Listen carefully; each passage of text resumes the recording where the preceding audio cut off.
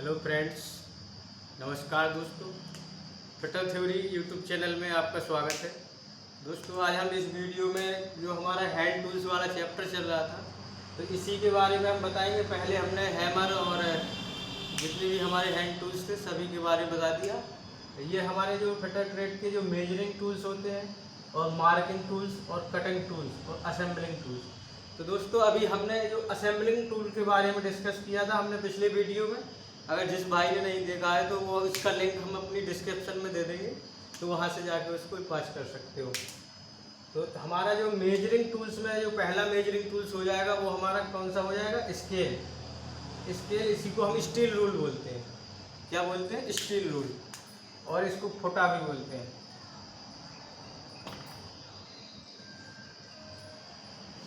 तो दोस्तों, हमारा पहला ये हो जाएगा कि ये हमारे किसके बने होते हैं। तो हमारा जो मेटल होता है दोस्तों, इसको तो हमारा जो स्टेनलेस स्टील को हमने कई बार बताया है।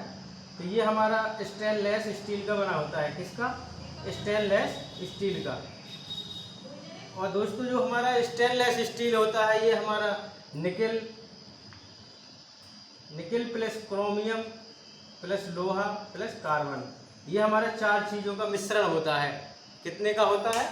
निकेल, क्रोमियम, लोहा और कार्बन। अगर दोस्तों इसमें कहा जाए कि जो हमारा स्टेनलेस स्टील का मुख्य जो होता है तत्व कौन सा है, तो वो हमारा हो जाएगा क्रोमियम। स्टेनलेस स्टील में मुख्य तत्व होता है क्रोमियम। क्रोमियम इसमें सबसे ज़्यादा होता है। तो हम ये स्टील रूल के बारे में डिस्कस कर रहे थे।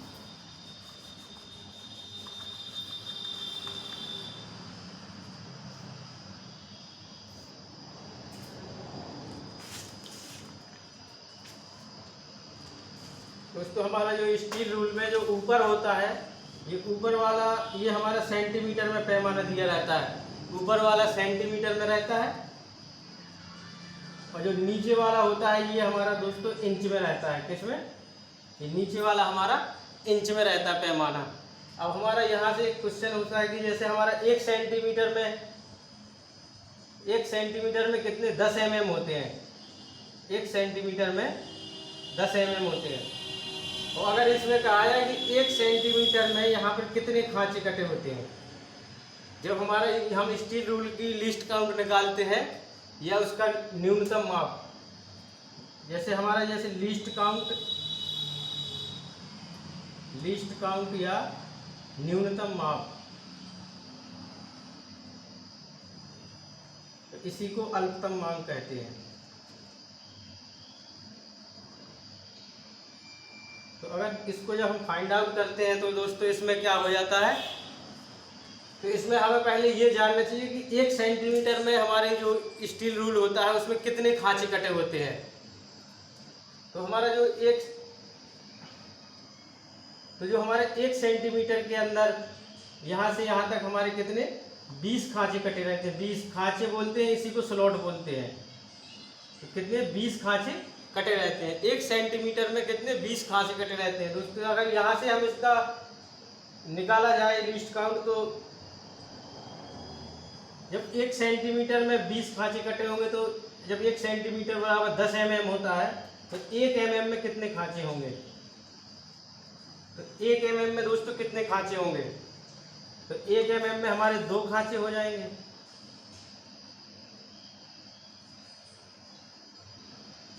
एक mm में हमारे कितने हो जाएंगे? 2 खांचे हो जाएंगे।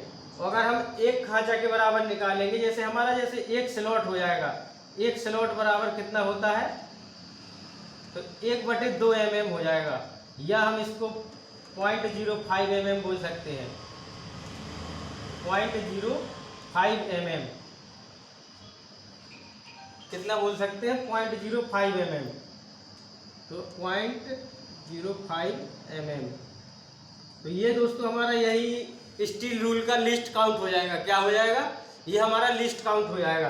अगर दोस्तों इसकी हम इंच में बात करें, अगर पूछा जाए कि 1 इंच में कितने खांचे कटे रहते हैं, तो इसको कमेंट बॉक्स में बताओ दोस्तों, 1 इंच में कितने खांचे कटे रहते हैं यहाँ से यहाँ तक।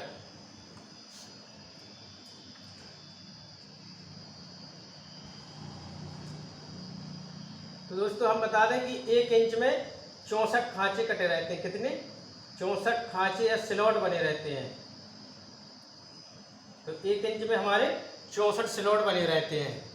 तो इसी का हम यहाँ से इंच में अगर पूछा जाए कि इंच में जो हमारा स्टील रूल का लीस्ट काउंट कितना हो जाएगा, तो 1/64 इंच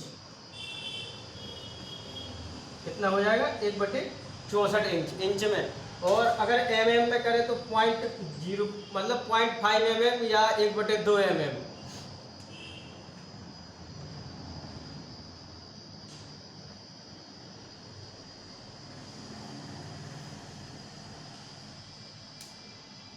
अगर दोस्तों आपसे पूछा जाए कि हमारे भारत में मापने की कितनी जो प्रणाली है प्रचलित है, तो इसमें हम बता दें कि हमारे यहाँ जो 2 प्रणाली प्रचलित है, एक तो मीट्रिक और दूसरी कौन सी, ब्रिटिश प्रणाली। तो कौन सी दोस्तों, पहली हमारी ये मीट्रिक प्रणाली हो जाएगी। तो हमने जो अभी बताया था कि जो सेंटीमीटर में रहता है, तो ये हमारा मीट्रिक प्रणाली में लिस्ट काउंट अगर पूछा जाए कि मीट्रिक प्रणाली में स्टील रूल के लिस्ट काउंट बताओ, तो हमारा जो इसका न्यूनतम माप हो जाएगा मीटर, जो हमारी मीट्रिक प्रणाली होती है इसमें कितना हो जाएगा, इसमें हमारा 0.5 mm हो जाएगा या 1/2 mm। कितना, 1/2 mm या 0.5 mm। तो यहाँ ब्रिटिश प्रणाली में तो हमारा 1 इंच बराबर कितना 64 खांचे होते हैं या स्लॉट होते हैं। 1 इंच में जो हमारे 64 स्लॉट होते हैं, तो इसका हमारा जो लिस्ट काउंट हो जाएगा ब्रिटिश प्रणाली में, तो कितना हो जाएगा, 1/64 इंच। तो 1/64 इंच हो जाएगा।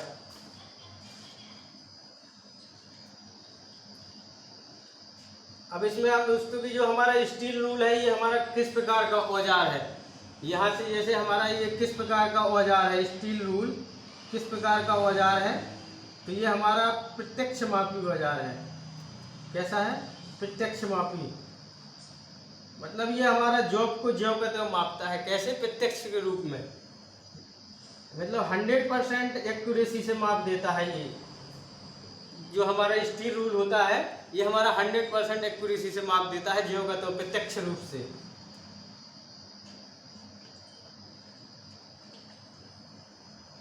तो ये हमने बताया था कि स्टेनलेस स्टील का बना होता है। किसका, स्टेनलेस स्टील का, या इसी को हम स्प्रिंग स्टील बोल सकते हैं। क्या बोल सकते हैं, स्प्रिंग स्टील। ये आपका ऑप्शन के अकॉर्डिंग, अगर आप गवर्नमेंट जॉब की तैयारी कर रहे होगे तो उसमें आपको पढ़ने को मिलेगा ऑप्शन के अकॉर्डिंग। तो स्प्रिंग स्टील या फिर स्टेनलेस स्टील, ये सब उसमें मिल जाएंगे। तो ये हमारा जो हमने अभी बताया इसके बारे में। अब नेक्स्ट हमारा जिसमें मुख्य स्टेनलेस स्टील में जो हमने बताया था कि मुख्य लाइन तत्व कौन सा होता है, तो हमारा क्रोमियम होता है। और ये हमारे इसकी मीट्रिक प्रणाली में न्यूनतम माप 0.05 mm होती है, ब्रिटिश प्रणाली में 1/64 इंच होती है। अब दोस्तों नेक्स्ट हमारा कौन सा आ जाएगा, नेक्स्ट जैसे हमारा कोई भी वस्तु का है, जैसे हमें कहीं खांचा बनाना है या फिर, तो वहाँ पर हम किस वाले रूल से माप लेते हैं। तो दोस्तों उसमें क्या हो जाता है कि जैसे हमारा एक श्रिंक रूल होता है, श्रिंक रूल का यूज हम पैटर्न बनाने में करते हैं। तो पैटर्न बनाने में श्रिंक रूल का यूज करते हैं, या फिर गर्म जॉब को मापने के लिए किसका यूज करते हैं, तो वहाँ भी हम श्रिंक रूल का यूज करते हैं। जो दोस्तों हमारा जो श्रिंक रूल होता है, ये हमारा स्टील रूल से या स्टैंडर्ड स्टील रूल से थोड़ी बड़ी माप लेता है, क्योंकि इससे हम पैटर्न बनाए जाते हैं। जैसे हमें कोई भी चीज़ बनाना है, जैसे हम अपना जैसे पेन ही बना लेते हैं, अगर पेन का हमें खांचा बनाना है या इसका फ्रेम बनाना है तभी तो हमारा पेन बनेगा। तो उसकी माप के लिए हम श्रिंक रूल का यूज करते हैं। तो इसको हम साफ करते हैं। तो इसमें दोस्तों हमारा जैसे 1 इंच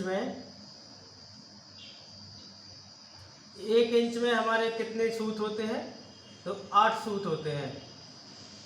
जैसे दोस्तों ऐसे आपने ITI या बीटेक कर लिया है, अगर आपसे कोई कहेगा कि जाइए 3 सूत की जाली उठा के लाइए, जब आपको सूत ही मालूम नहीं होगा तो आप 3 सूत की जाली उठा के कैसे लाओगे। तो इसमें क्या है कि पहले आपको जानना चाहिए। तो हमारा 1 इंच में कैसे 8 सूत होते हैं। 1 इंच में 8 सूत होते हैं। वैसे फिलहाल में इसका जैसे गवर्नमेंट जो हमें इसका यूज नहीं है, ये कहीं पूछा नहीं जाता है, लेकिन नॉर्मली तौर पे आपको जानकारी होना चाहिए इस चीज़ की। अगर आपने ITI या पॉलीटेक्निक किया है तो आपको इस चीज़ की जानकारी होना चाहिए। तो नेक्स्ट हम इसमें देखते हैं दोस्तों, जो हमारा 1 फुट होता है, 1 फुट में हमारे कितने गज होते हैं। तो दोस्तों हमारा जैसे 1 फुट हो गया, तो 1 फुट में हमारे 12 इंच होते हैं। कितने होते हैं?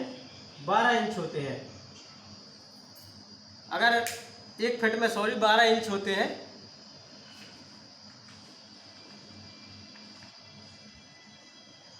और हमारा ये 1 गज होता है वो हमारे 3 फुट के बराबर होता है। कितना? 1 गज, जैसे 1 गज होता है ये हमारा 3 फुट के बराबर होता है। 1 गज, 1 गज किसके बराबर होता है? 3 फुट के बराबर। और इसमें दोस्तों हमारा जैसे 1 फल्लांग आ गया, तो 1 फल्लांग हमारा ये 220 गज के बराबर होता है। 1 फल्लांग 220 गज के बराबर होता है। किसके बराबर? 220 गज के बराबर होता है। और अगर हम दोस्तों 1 मील में बात करें, 1 मील में कितने गज होते हैं, तो यहाँ पर हमारे दोस्तों 1760 गज होते हैं 1 मील में। 1 मील में हमारे 1760 गज होते हैं।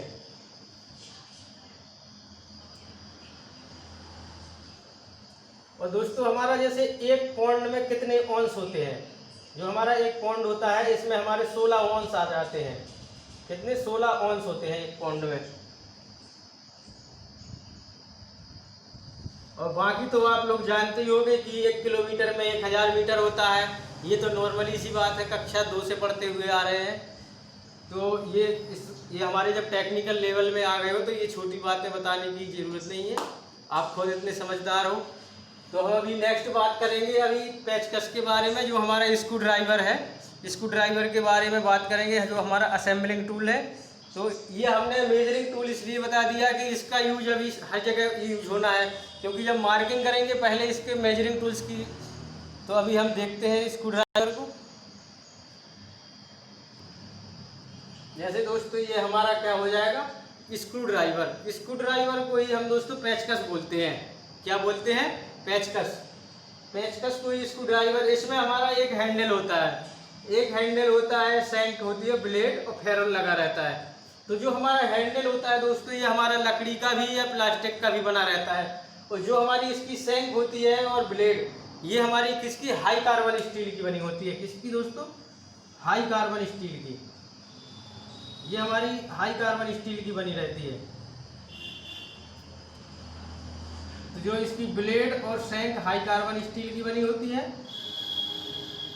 और जो इसका हैंडल होता है ये हमारा प्लास्टिक या लकड़ी का बना होता है। हैंडल हमारा प्लास्टिक या लकड़ी का होता है।